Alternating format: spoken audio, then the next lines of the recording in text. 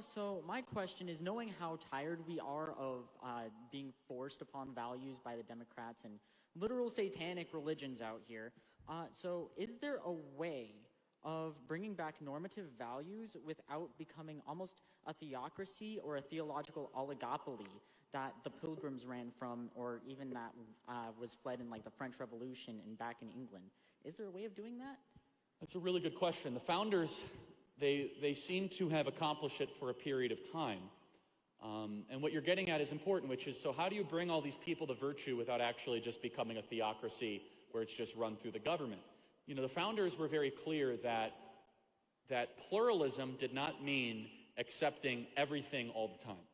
And so there's this tension between liberty and what's called licentiousness. I know that's a really kind of heady word.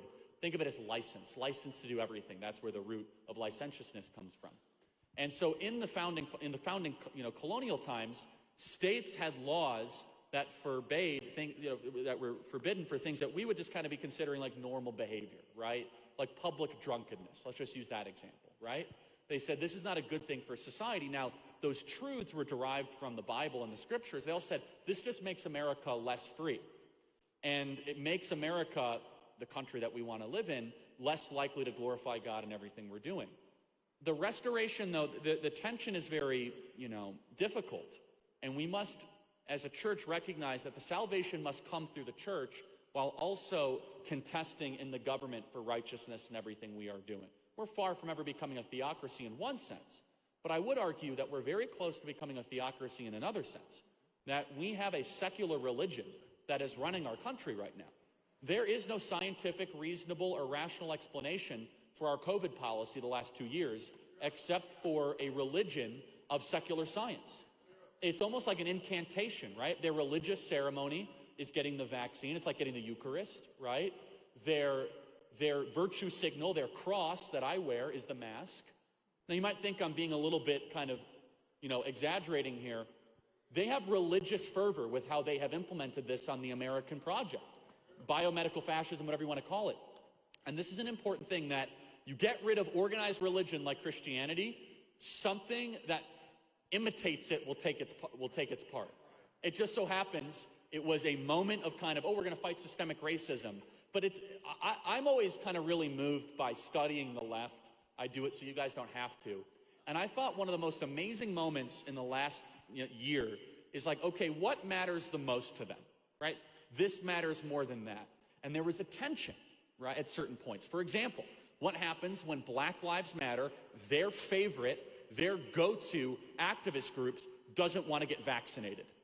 Doesn't matter. Vaccinations matter more than racial identity politics. What matters more when Kyrie Irving, National Basketball Association player earning $26 million a year, beloved in Brooklyn, doesn't want to get vaccinated? Doesn't matter. You have to stay at home. So at that moment, biomedical fascism mattered more. Okay, well, let's use another example. What happens when Dave Chappelle, a darling of the Hollywood left, gets a Netflix special, black man decides to insult, I wouldn't even say insult, make fun of the transgender alphabet mafia?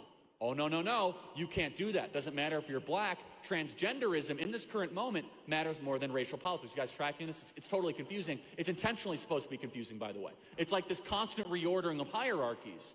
Now, I believe, and this is to go a level deeper, but you guys are smart and you'll get it, the transgender movement actually matters even more than biomedical fascism, and they actually are together, because the transgender movement is an introductory phase to get you to strip yourself of your humanity to mesh with machines. It's called transhumanism. They want you to say, okay, well, I can choose any gender. Why can't I just have like an exoskeleton of some sort of machine around me? This is what Meta is about, the metaverse, kids staring at screens all day long. This is documented, this is proven, this is where Silicon Valley is going. This is why they're so insistent on this transgender thing, because if you stop being a man, then maybe you can stop being a human being. Maybe you can kind of just plug into some sort of machine. This is where their control, their profit motive is coming down the stream. There's a ton of literature about this. I'm far from the first person to comment on it, but I'm just kind of connecting the dots for all of you. Like, what is the agenda here? Well, the agenda is kind of like Ready Player One meets Inception, where you kind of just hook up to a machine all day long and you're controlled by 5 companies that control your thoughts and your feelings, and the real world actually ends up being the not real world, where everyone just kind of wears goggles all day long. That's the deeper significance of the transgender movement that no one wants to talk about.